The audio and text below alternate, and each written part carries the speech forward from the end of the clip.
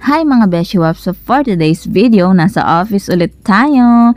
And kasama natin yung mga OJTs natin. So this vlog was filmed last March or May. Di ko na sure. Basta yun. Ayan si Yuri. So on the way kami dito. Magdidate kasi sila ni Charis lang.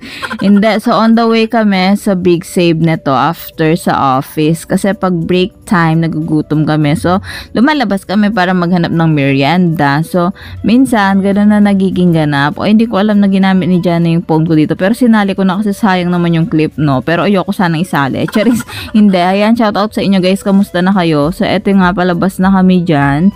Kasi bibili kami ng merienda. Ayan. So pagdating namin sa O-Save, sa Big Save. Ayan. So stickers na naman. Ganyan talaga tong batang to. Stickers ba yun?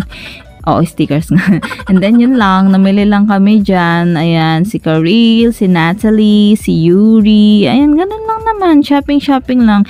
Mga rich kid kasi kami. Hindi kami namimili sa gilid-gilid lang. Wow, arte mo te.